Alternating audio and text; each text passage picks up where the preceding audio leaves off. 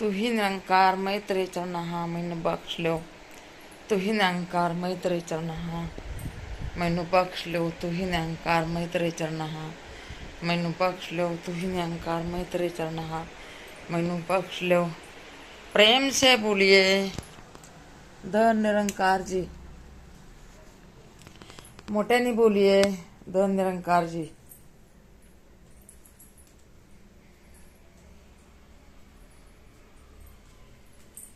चला खाली बसू बाबा।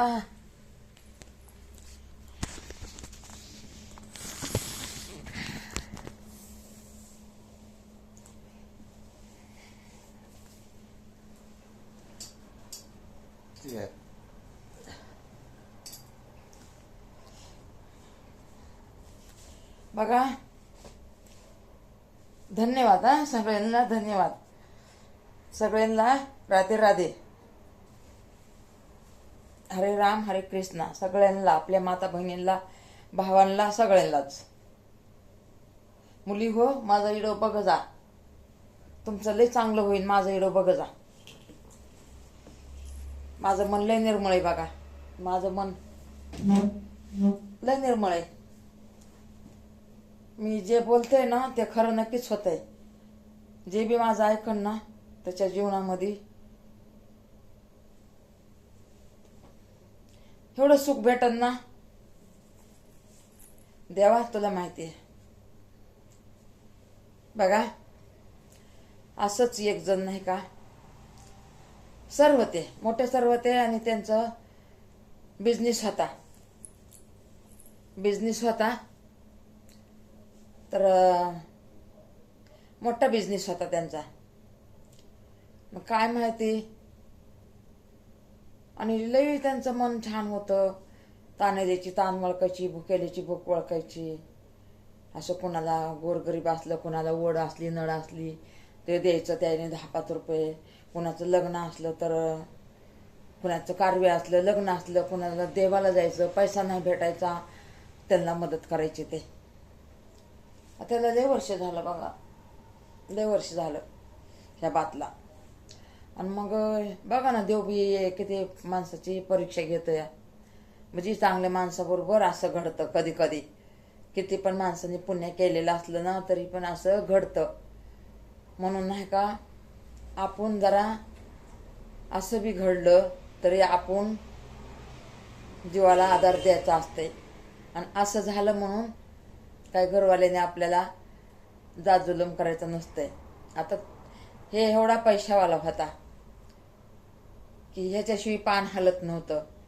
एवढं देवपूजा करायचा, देवाला जायचा, आणि त्याच्या नशिबाला हे असं आल्यावर ते काय करणार तुम्ही सांगा? ते काय करणार? एक देव बी एक कसं माणसाचं मन बघतंय, किती हे सहन करतंय, ते आपली बी ताकद बघतो की देव। आणि बघायलाच पाहिजे, तेव्हा तर आपल्याला बी अनुभव येईल ना, हे का नाही? तर मग त्याचा एवढा बिझनेस भारी चालायचा, असं पैसा भरपूर असायचा, म्हणजे पैशाची कधीच कमताई नाही। आणि नंतर काय झालं काय माहिती, हळू मॅनेजरनं त्याला धोका दिला जरा। म्हणजे कसं, आता मॅनेजरच्या जीवावर सगळं ते कंपनी टाकून जायचा, आणि मॅनेजरनं कसं पगारी लोकांच्या असला 10,000 असला त्याला 9,500 दे, एवढाच पगार। आणि ते काय बघायचं नाहीये, हे सर बघायचंच नाही, बिलकुल नाही बघायचे। हा, तुम्ही चालवतात ना, चालवा असं म्हणायचे ते। मुकदम म्हणजे पहिला मुकदम म्हणायचे त्यांना, सुपरवायझर म्हणायचे। सुपरवायझर काय करण तर सुपरवायझर करण असं बोलायचे ते सर।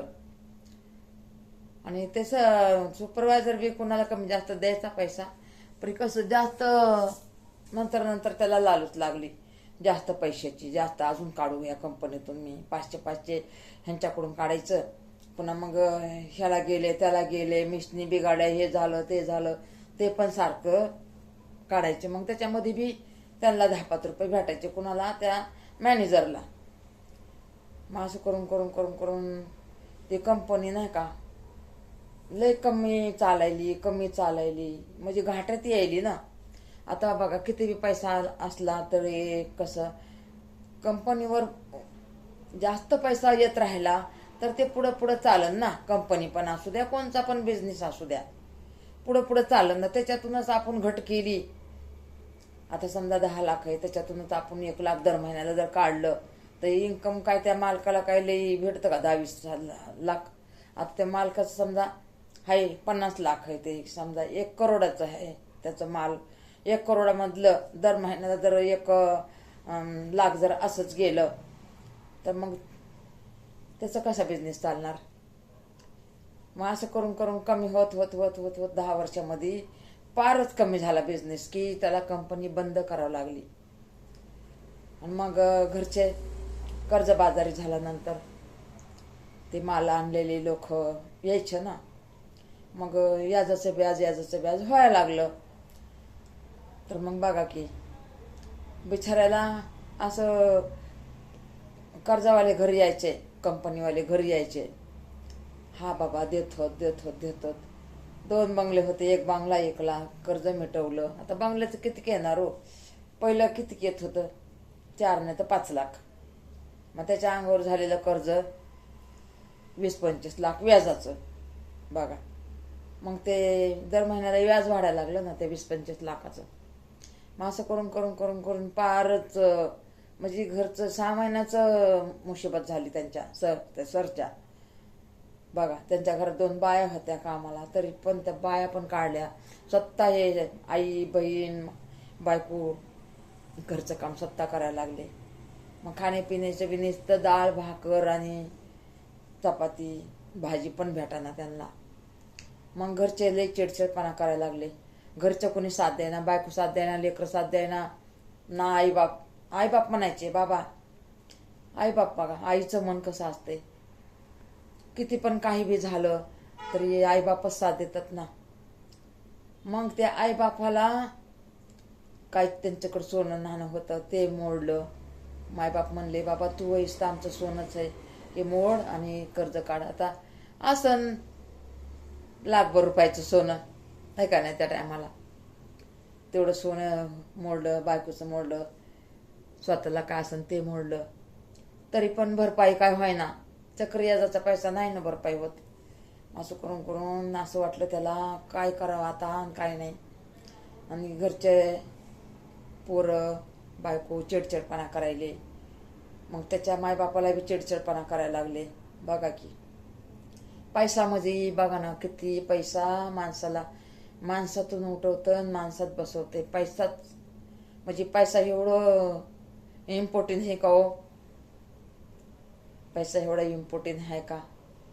बघा की माणसाचं कसं असतं हो.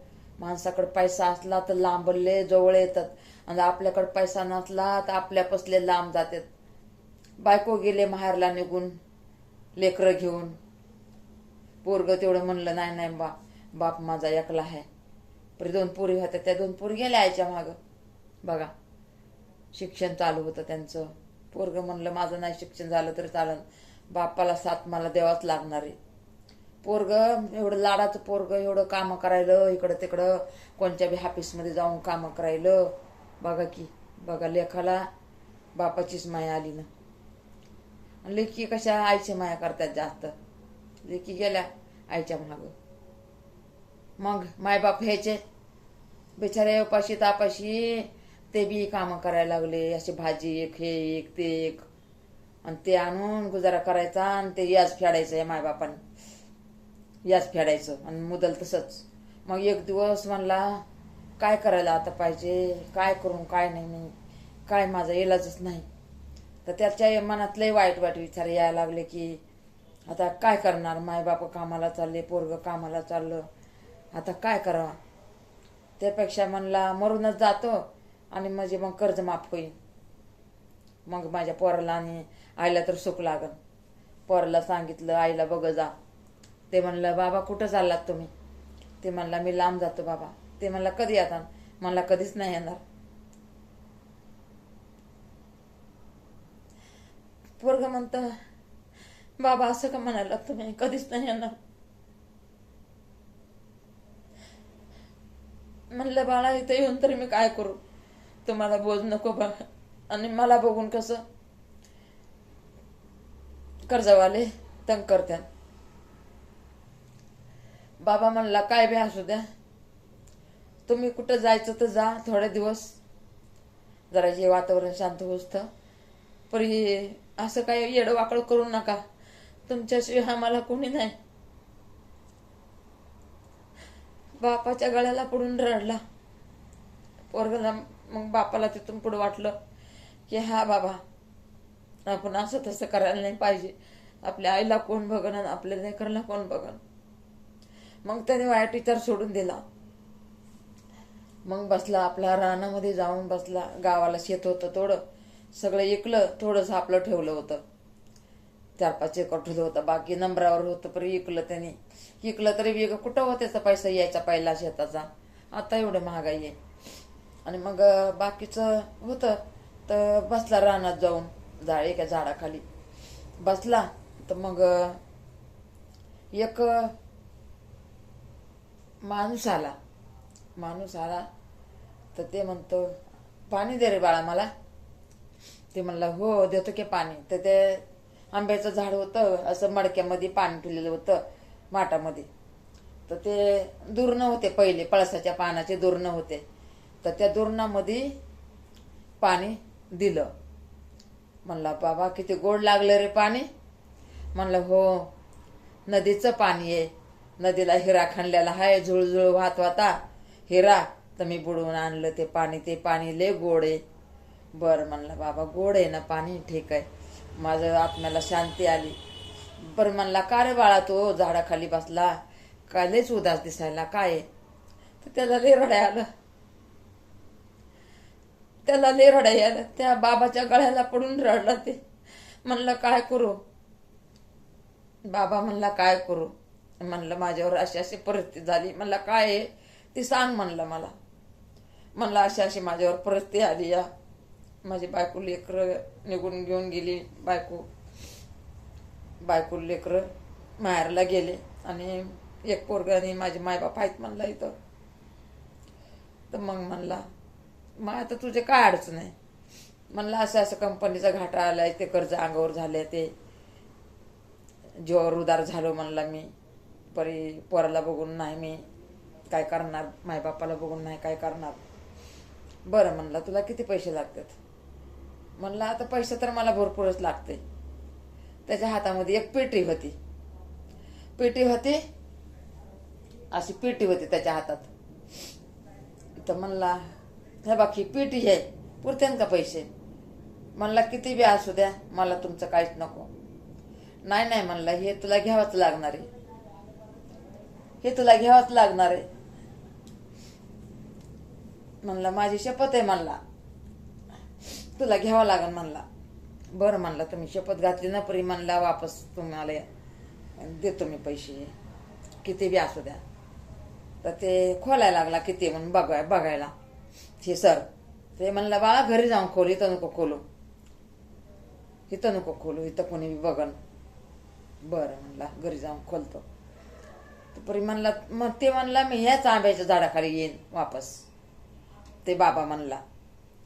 तर मग झालं, घरी गेला, पिटी खोलती तर हे एक साईडला सोन्याचे बिस्किट आणि एक साईडला बंडल पैशाचे. बघा की ते म्हणतो बापरे एवढं तर मला काय करायचं, एवढं नाही पाहिजे मला. मग उचलली पेटी तसाच पळायला त्या आंब्याच्या झाडाखाली जाऊन बघतो तर तिथं कोणीच नाही. इकडे बघतो तर कोणीच नाही. कोणी नाही म्हणल्यावर आता म्हणलं आता त्या बाबांनी तर सांगितलंय मी पुढच्या वर्षी येईन इथं. मग आता ती पेटी त्याने तशी ठेवली. त्या पेटीतलं कुणाला अशी गरज होती ना, म्हणजे ते पहिलं नाही का कोणाच्या बी गरजी भागवायचा ना, मग त्यांनी ते पेटीतलं त्याला जेवढे पाहिजे होते तेवढे घेतले, पैसे घेतले. स्वतः कोणाचं कर्ज पाणी मिटवलं. बाकी कंपनीचं काय असतंय ती वापस पहिल्यासारखं चालू केलं. आणि सोनं होतं ते तसंच ठेवलं. मग कोणाला गरज असायची ना, मग त्याला असं दानधर्म करायचा. 1000, 2000, 500, 100 200 असं कोणाला गरज आहे त्याला करायचा. बाकीचे सगळे पैसे त्यांनी बँकेत ठेवले.